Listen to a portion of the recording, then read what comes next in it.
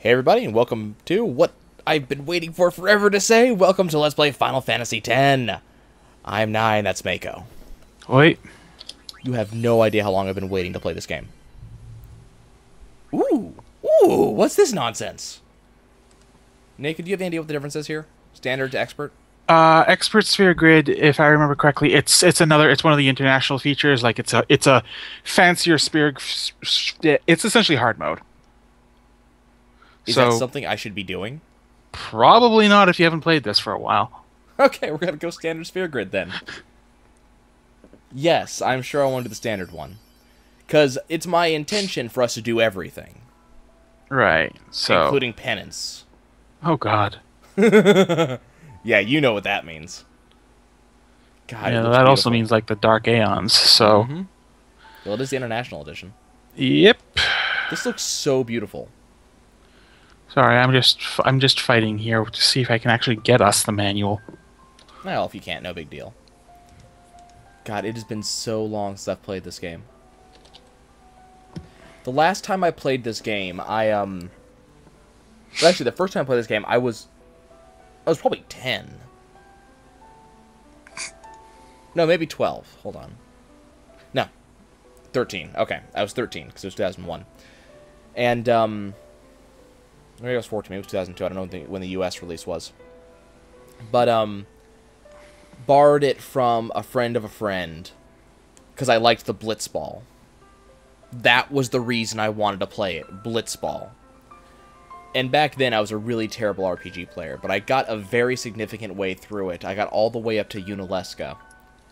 And, then I had a glitch that occurred to my game due to some scratches that happened to the actual game disc itself. Specifically, anytime I try to do any, like, any specialty moves, the game would endlessly loop the move animation. Which made it basically impossible to play. Because, you know, you can't just not use stuff like Quick Hit. Right. So, I, being the dumbass kid I was, thought it had something to do with my save file. So I restarted the game, but one of the first things you have to do against one of the first bosses you have to play is you have to use Riku to steal. And that's a specialty move. So I put the disc away. I didn't have any money to buy another one, so I deleted the save file. About 2 years later, picked up another copy. Got all the way to Unalesca. Same goddamn thing happened. Deleted the save file. Stopped. And about 2 or 3 years ago, I went and picked up a used copy from a local store, and I played all the way to the final dungeon. But there's this side dungeon available as an American version. It's very, very hard, and it's there for you to pick up like a couple of the monsters that you have to tame. I played that, got bored with it, stopped playing, and haven't touched it since. So I have literally never seen the end of this game. I know a lot of the middle bits very well, but I don't know the end. I was gonna say, okay, I've managed to look it up now. First, the expert grid. The gimmick with that is that it's clustered in a way as you get much more choice in what you set up as. But the problem is that it's not focused, so you don't know your characters aren't built the same way. Oh, okay. So it's literally recommended for experienced players because you get more choices. The data transfer is if you have the Vita version. Oh, okay. So you can just it's crossplay. Yes, you can swap your data back and forth. Okay. So as I said, I'm not sure if it's cross-buy, but... No, I don't think it is, but cross-play. Right. So as I said, it has been a number of years since I've played this game. I remember most of it. I am going to need to guide it up a little bit. Sup, guys? How's it going? Hi, how's it going, kids? I can certainly sign your Bumpy Ball. And now we get to choose the name. Should I just go standard name? Standard Tidus? Yeah, why not? I can't remember. If I remember correctly, if you actually choose to leave it as is and don't touch it, they will actually say his name. They usually do, yeah. Anything else, they will never actually directly address him. Might as well leave it as is. I guess we will. There we go. I got a number of years ago, I started playing Ratchet and Clank. And it didn't click until the last time I played this game that the voice actor of Tidus is the voice actor of Ratchet.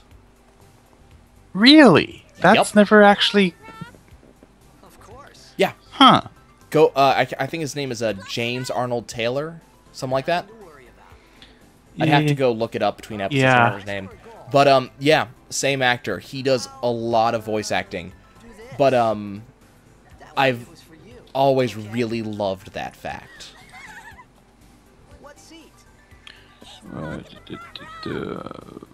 If you IMDb it up, you'll be able to find it. I am in fact doing that right this minute. I kind of figured. Just kind of taking my time through the opening. Some of the I love that some of the dialogue at the very beginning is so forced. Well, yeah, that's sort of... Holy crap, I didn't know he did that guy either. Huh. I know, right? He's done like a whole bunch of characters He's done- I didn't He's realize. done so many people. Well, okay, here's something you may or may not know. Canadian television has this thing where a certain amount of the television you have has to be Canadian made. And that means that we get a lot of sort of B-list at best, sometimes, cartoons. And he was apparently responsible for voicing the lead character of the one half-decent cartoon in the last 4 years. Which one? Johnny Test. I did not know that. Neither did I until now. I never... Like, I know his voice so well nowadays. But, Yeah. I love the design of this city. Holy crap, he even did some Minion voices for Despicable Me. For the video game, at least. Huh. He was also in, I mean, I've talked a lot about this, especially when I played Ratchet and Clank, but he was also in Drawn to Life, which I thought was hilarious. I love this voiceover they have going on right now. They're talking all about Jecht, and we've established that that's not who we are. So it's like there's this entire discussion going on right now, and you're sitting there as the player going, Who the hell is this guy? who is this guy, and why do I care? And then, like, if it isn't Jecht Jr., oh, okay. And yeah, already we can see the complex forming. Yep, you can already see what's going on. Xanark and Douglas mean business night. What type of name is that? The Abes versus the Douglas. The only mental association I can make nowadays is Diggle from Dreadmore. Yeah. No, I like the idea of Blitzball, but in terms of the video, like the mini game, I could never get the hang of it. Oh, I love am Blitzball. lousy at it.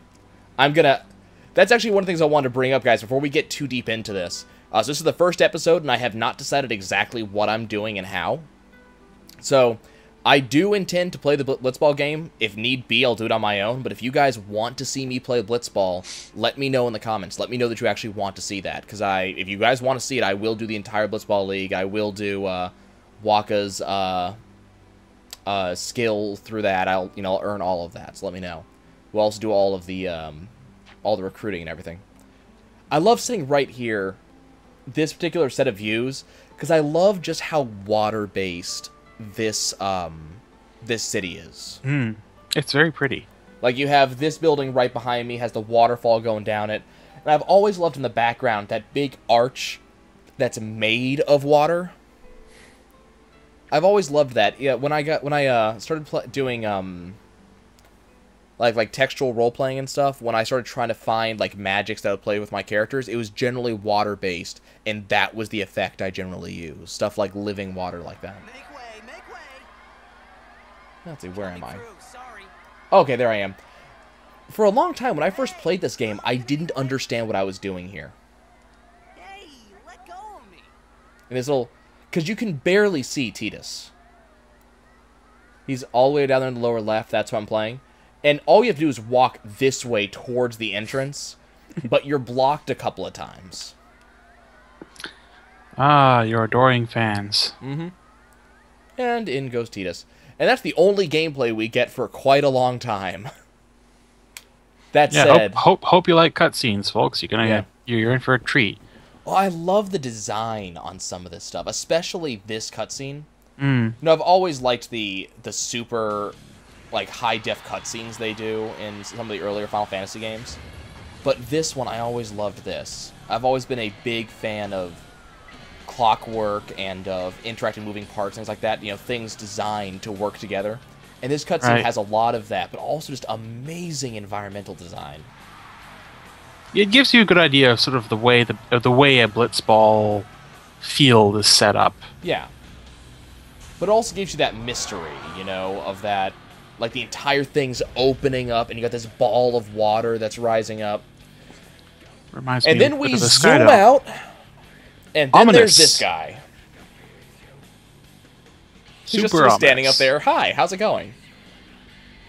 You can kind of see water in the background. Yep, there it is. That can't be good. And you just get this idea of, wow, bad things are happening and he's toasting it.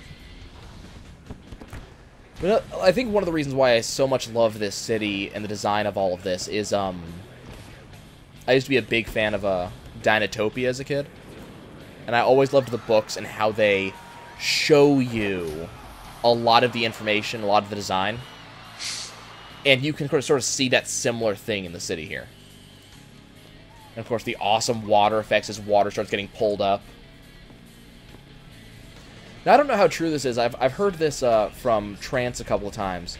But what he's told me is this song that's playing right now, the hard rock song they have going on, the band that did this just kind of wandered into Square Enix Studios one day for like an open call, played this song, walked out, and they never heard from them again. Huh. I don't know how true that actually is, but... That's the sort of thing that, you know, stories are made out of, and... Yeah. This is roughly the point in which Tidus suddenly realizes, oh crap. God! This is a hell of a way to throw a player into something, though. Well, Square, the masters of in medias res. Well, not just that, though. It's this... Like, I haven't seen many games that so quickly throw you into the middle of crap this fast and this violently. You know?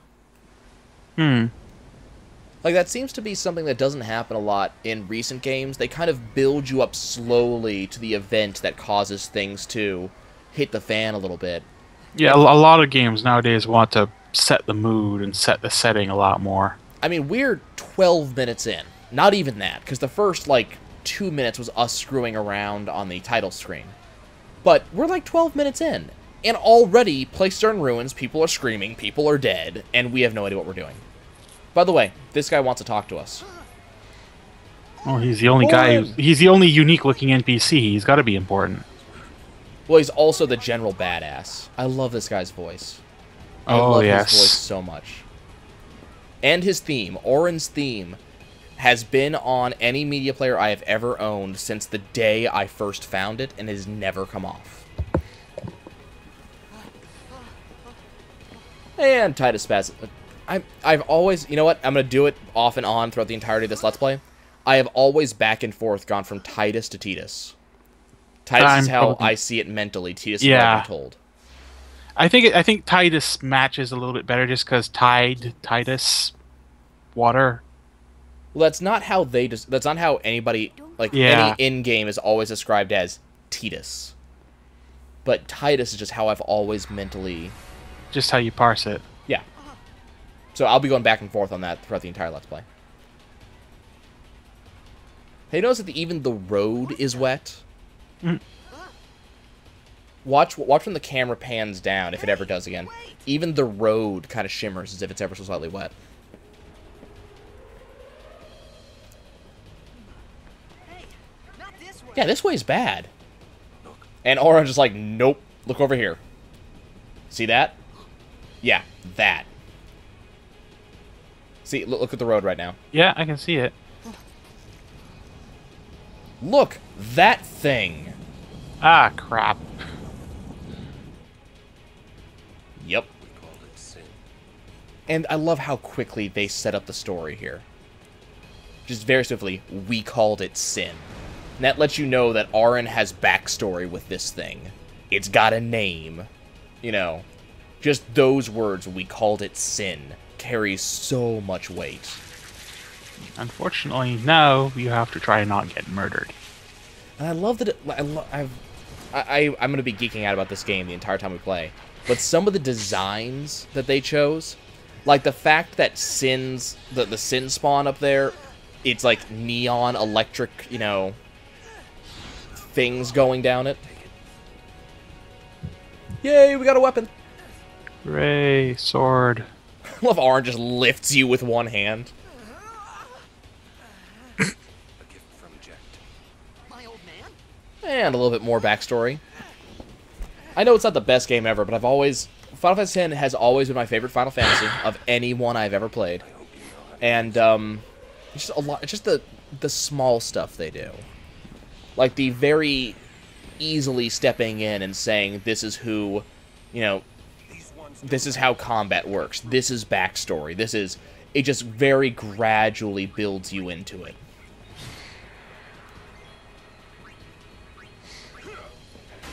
Also, if you'll note, as soon as you take out both of the Sin Scale, they're immediately moving forward. That's another thing that I Whoops. always appreciated. Was just the way the game is designed. So there is a 3D space that you're battling through, and this is how the game, like, lets you know that. The sequel handles the 3D space visual representation of the 3D space a lot better, but you can still see it in action here. Yeah. I never played the sequel. Never bothered. Really, I would recommend you do. It's Well, I lots will of people. be. Yeah, I was gonna say lots of people make fun of it for the pretty princess dress up, but it has one of the best battle systems I've seen in a long time. Yeah. Well, the Pretty Princess dress up is a thing, but I never played it because it was the stigma attached to it when it first came out, Yeah, and I was too young to really go, this could actually be a thing. I mean, nowadays I'd play it even if it's a terrible game because it's a terrible game. it has some cringeworthy moments, but as like I said, I think that any of the advantages of the actual gameplay outweigh the headaches the story induces. And this is what I was talking about on this guy in the background here, the big one. Because if you notice the little neon lights running up it, Homicidal neon electro squid. even the design of the enemy matches the surroundings. Get out of my town! Get out of my town! Oh, I love that. And It's let's time see if for I can remember how to overdrive. overdrive. Okay, Bushido, Dragon Fang. See, I can't remember how Auron's works. His is the combo, right? Yeah. No. Damn it! Apparently I messed it up. Doesn't matter, though. You still get a crap ton of damage off of it. Did I seriously just beat it that fast? Nope. Okay. Nope. Never understood why Demi does so little damage in this version. It's a percentage-based skill. It doesn't seem percentage in this. And Tidus is the one that you have to... Yeah. Damn it. I've gotten either Wow. I'm really bad at this, which I might be, or there's a slight lag between my system and my TV, and I'm not sure which. Equally possible. Mhm. Well, Demi also, if I'm remembering correctly, and there's a good chance I'm not, because it has been a while since I played as well. The thing with Demi is, well, one is it's supposed to be percentage based. There's a lot of the versions of it are, but if this is the tutorial, so I don't think Demi can actually kill you. Well, the versions of Demi that I know seem to be, if I remember correctly, Demi is either the 1/4 of your current health or 1/2 of your current health. I want to say it's the 1/4 one. It's 1/4. Yeah. Because But it's not even doing 1/4 of their health right now. Like, watch. Tidus should take 25 damage here. Okay, never mind. Maybe it is. it is doing 1/4, but that's the thing. This is a tutorial battle essentially. If all of the enemy uses as Demi, Then you can never lose. you will never Yeah. lose. It'll take you down to a scary amount of health, but you'll never lose. And since the very first action that Jet Auron does is his hit all overdrive. None of the little guys will be around to hit you. Mm-hmm. So that's actually a really neat design. Yep. I love how this tutorializes. Here's a save point. Let's actually use that. Okay, guys, I think what we're going to do, I'm not quite sure how long the episodes are going to be, because my thing is always until we can see progress. So we're going to decide between 20 to 30-minute episodes, and it may vary up. But right now, I think after beating our first major boss, seeing some of the tutorial, and of course seeing the starting of the story, now is a great time to take a break. So we're going to see you guys next time. Don't forget to let me know what you guys feel about stuff like Blitzball, and especially stuff like getting Lulu's ultimate weapon. But let me know what I should do, and I'll see you guys later.